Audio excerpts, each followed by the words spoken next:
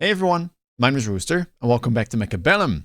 In today's video, it's going to be all about a game of Standard, against none other than Fung Fung himself, one of the very best in the game, who will have competed in the top 8 today in Mag 1. Now, I'm recording this a day before, so I don't exactly know what the outcome was, but I mean, just getting there alone, deserves a lot of respect. So it's going to be a tough one. There is a building plus a wall on the side of the board here, so I was looking to play a standard game, send it to long range. I don't want to really have to deal with this structure on the side of the board. It limits my options when playing aggressive, so we're just going to sit back, relax, and play around the towers. Now, Fung Fung knows this as well, of course. He picks a marksman specialist, and he has a very solid pack.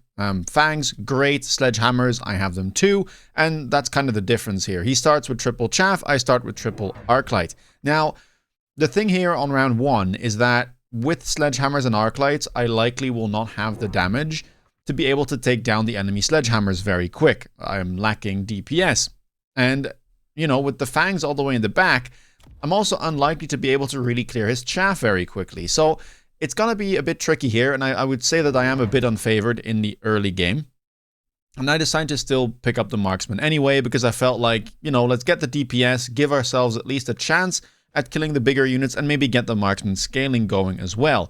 I'm not necessarily trying to get into, a big marksman fight, because at the end of the day, he's a marksman specialist, and that's gonna be a tough mirror. But if I can at least get a couple of marksmen going here and get to that mid game, I might then be able to get into something like Arc Worm, which is a very classic counter to any marksman board. So as you can see, Arclights get picked off. I don't have chaff here, so that's a little bit tough.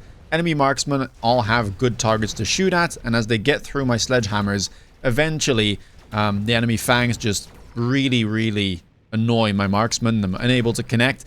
It's close, I will say, but his marksmen do manage to survive, and even worse than that, one of them levels. Now this is a big deal, because a level 2 marksman can one-shot a level 1 sledgehammer. So that matters a bunch in this type of a mirror scenario where both of us are playing marksmen and sledgehammers, because he will get through my army quicker than I can get through his.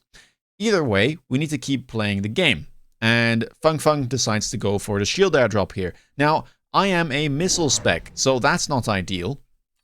And I will also say I don't have the best targets here to aim for. He has done a pretty good job at making sure that all of his units are spread out, and worse still, the leveled marksman has more hit points than my missile strike will deal, so he can just shield the other side of the board here, knowing that this marksman will be completely safe, and this one cannot get killed, at round start. So, not an ideal beginning of the game, but, I still might be able to recover.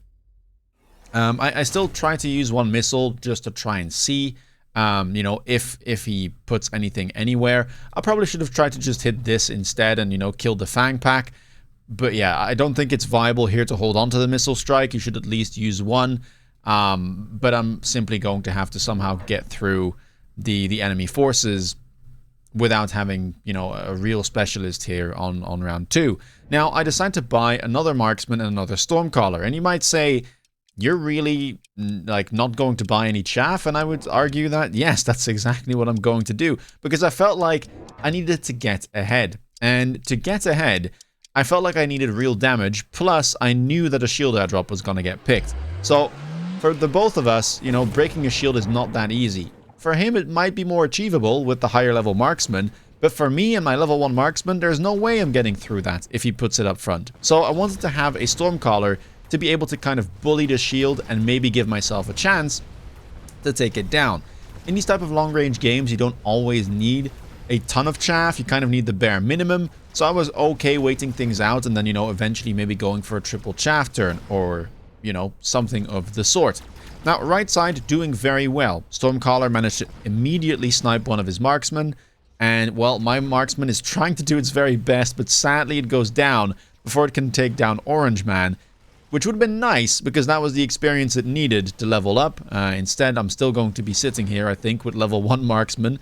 So not amazing, but we've managed to kind of equalize the field here. Winning on round number 2 is really huge, considering I, really did not have much of a power spike, and, well, he got his level 2 or level 3 marksman.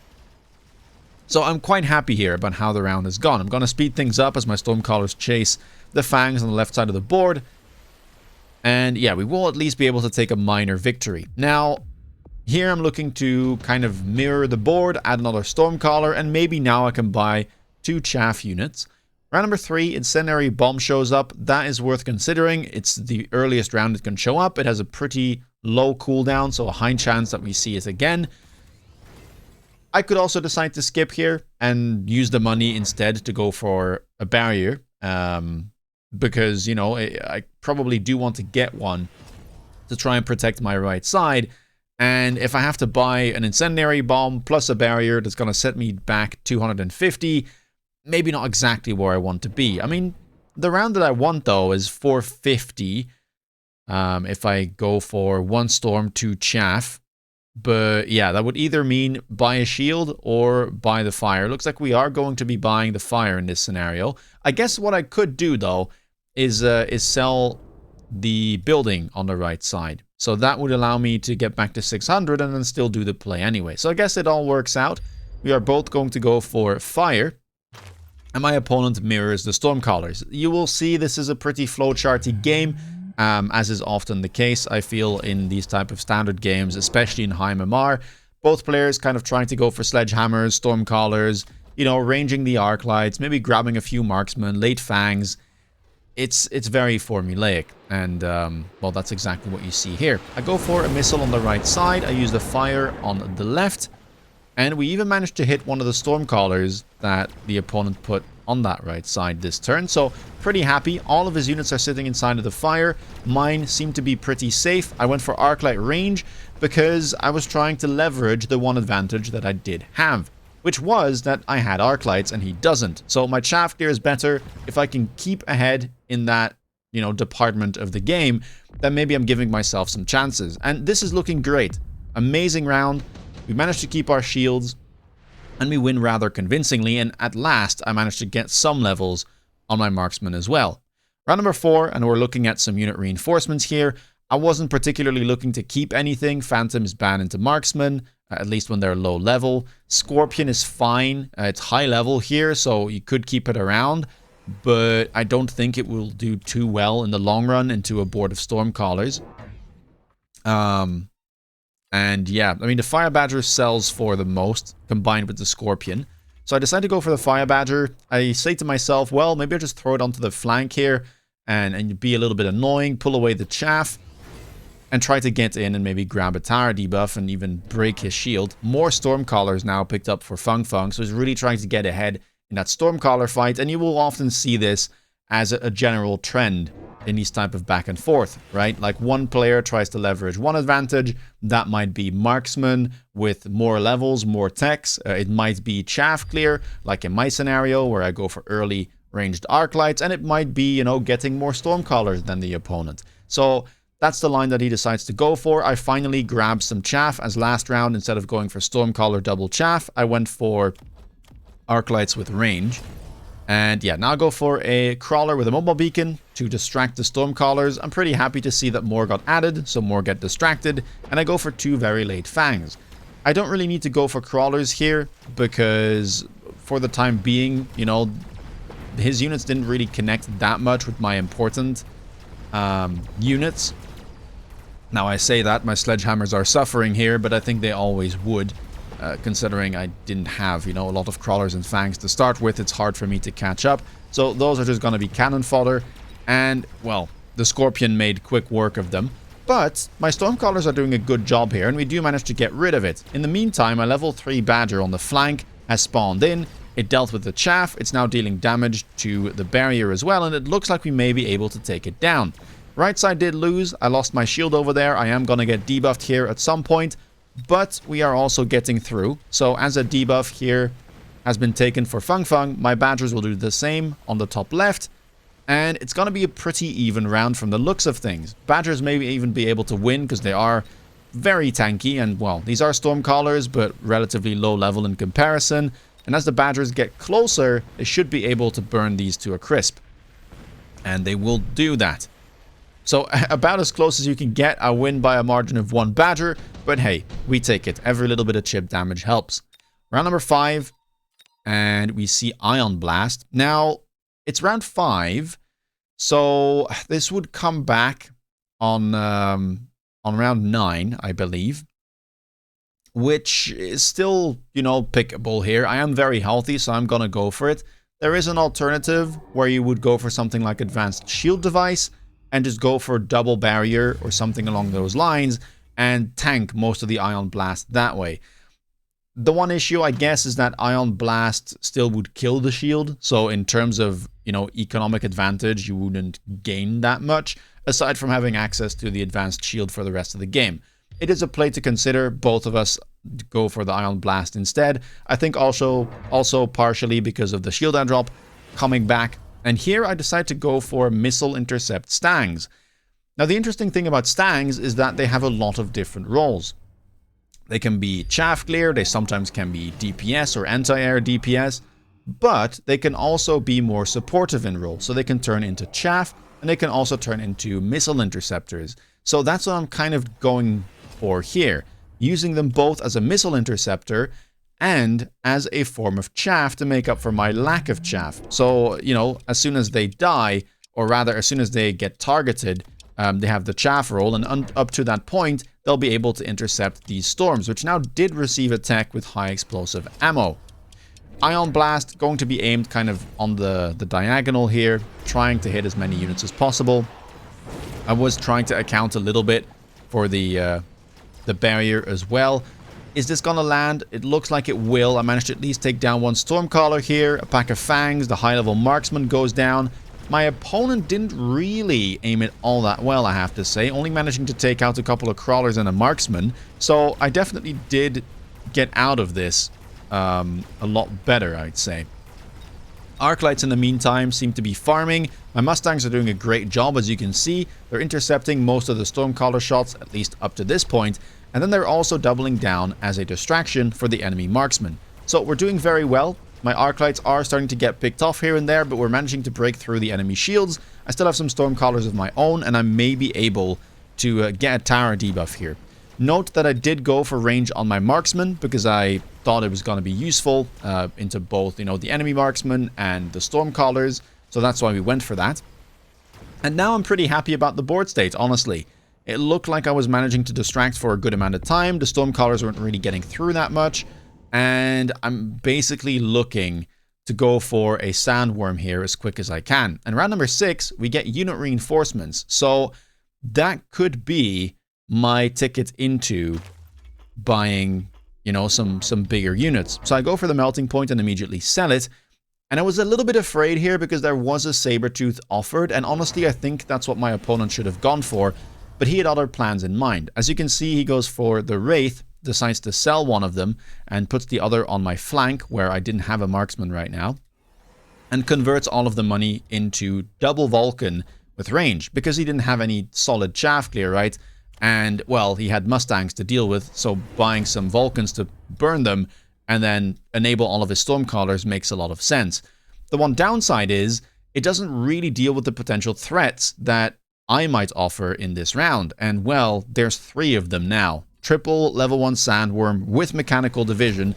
I am bundling 2 of them together here to try and kind of get into the weak side. I'm also pairing it with a Missile Strike on top of the level 1 Marksman and the Stormcaller to ease kind of, well, the way of getting into that tower. And 1 Worm on the left to, you know, help out and try to stall as long as possible. Sadly, as you can see, my lack of chaff does mean that some of the Arclights get locked on instantly.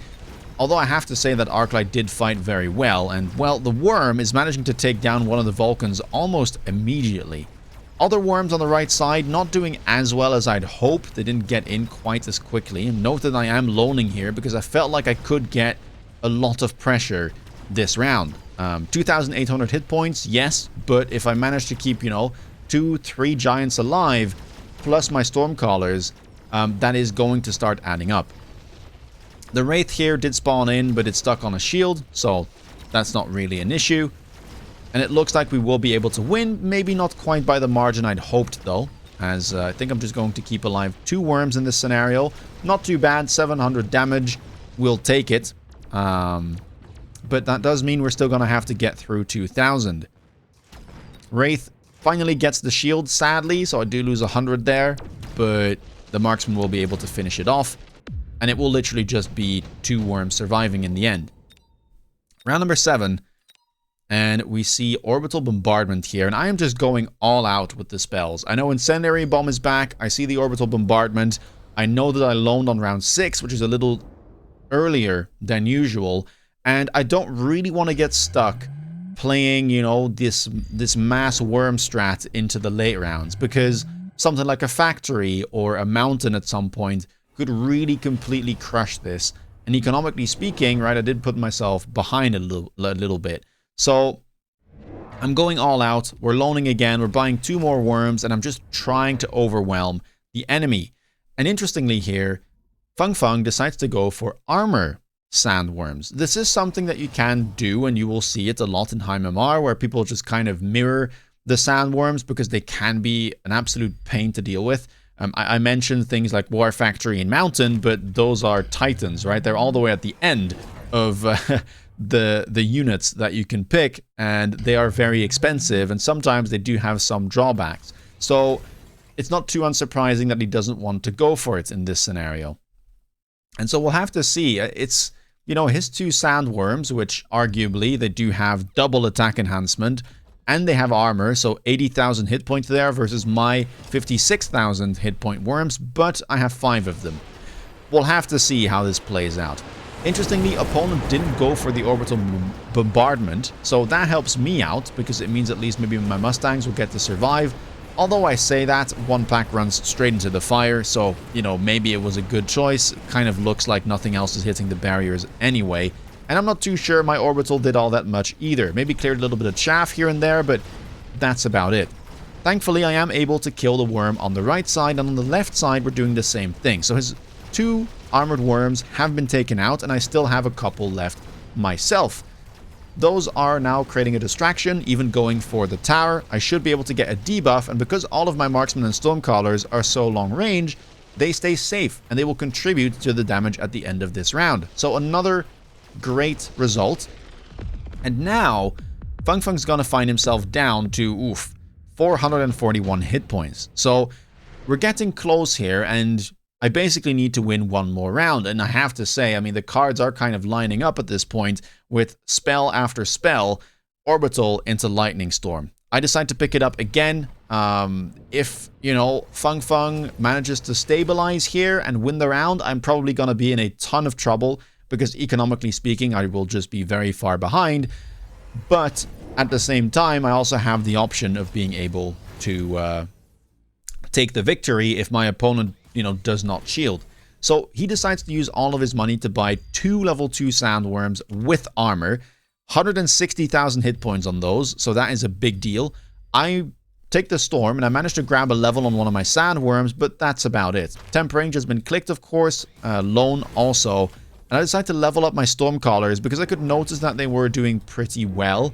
And I think the levels here should be useful in case the worms are stagnant or I get a lock-on to the enemy Vulcans. 1 missile strike available. I'm simply going to use that somewhere on the backline because I was expecting him to shield, you know, just about everywhere. But he doesn't. He only goes for the 1 shield airdrop. And he's really gambling big. Right? Hoping that I use the storm on the left side, because if I use it on the right side, that army would get decimated. And sure, he has 2 armored sandworms, which are beefy, but by themselves, they shouldn't be able to beat my board. So, big gamble, but it seems to be paying off, at least in terms of where the storm is located. And now, I mean, we just have to see how things go. I decided to mirror the attack. I thought it would be quite useful as well on the worms. My opponent has it as well, and it should also help out on these marksmen. So that is what we're going to be doing. I don't think I didn't buy another tech. Armor here would have been somewhat useful, but I thought maybe he would go for Ignite on the Vulcans, in which case, you know, the armor wouldn't be that useful. And let's see, the storm did an alright job, but, you know, some of it did get blocked by that 1 shield, and it seems like on the right side and the left we are able to get through. Although I say that, The level 2 worms have managed to kill all of my worms on the left side. Thankfully, I still have some marksmen left. My shield is tanking adequately. Some of my marksmen are getting chomped, which isn't ideal. But we are somehow managing to get through. The enemy does not have mechanical division on the worms, so once they go down, I don't have to deal with the remainder of those larvae, unlike he does. And as we take down the remainder of his units, and we tally up the score, we actually are able to take the win on round 8. So a very somewhat odd game, I'd say. It's round 8, and all I have is, you know, a couple of chaff packs. I have 5 chaff packs in total. I even think round 7 I had 3. Now, it's one of those weird games where both of us are playing, you know, a mirror, like a hardcore mirror. Both long range, both sledgehammer starts. Both of us want to get into marksman. And yeah, you just got to try and get your advantages where you can. So Stormcaller, very important on that list. I decided to go for early Arclight range, which I think did help me out a bunch because my opponent had a chaff advantage, but I had a chaff clear advantage. And then I think, you know, the Mustangs were great. They came out at the perfect moment. My opponent teched their Stormcallers on that round, so they lost a bit of tempo. And then we just kind of, you know, finish it off with a unit drop into the worms. Thankfully, my opponent decided to go for a big Vulcan round and didn't really play around the option of the Sandworms. So they could have taken the Sabers and then just bought, you know, Vulcans anyway, but maybe not ranged them. And that would have probably put me in some trouble. But they didn't go for that, so we were able to tempo out, and that's how we get a win. Now, I'm not going to replay the round here because there was a lot of things that could have gone different. You know, I could have used the Storm on the right side. I would have won probably more convincingly. My opponent could have bought something like a factory maybe a little bit earlier. That would be an alternative line for the Sandworm. I think importantly, what they should have done is grab the Sabertooth on the round it was offered and just play that on the board and then try and get chaff clear elsewhere. Honestly, just ranged Arclights could have been enough. I don't necessarily think it should be Vulcans as he did. I think going for Arclights would have been plenty. He has a chaff advantage. Arclights are good enough into Mustang, and they're a bit cheaper than getting the Vulcans, so it would have allowed for more money to be spent on DPS to deal with these type of worm threats. Either way, if you liked this video, please leave a thumbs up. Let me know down below in the comments what you thought about it. Have you seen a game like this before? And yeah, do you think that I played too little chaff? Let me know. If you want to stay up to date with my latest content, please consider subscribing. And if you want to see me play live, check me out on Twitch. With that being said, take care, guys, and see you in the next video. Bye-bye.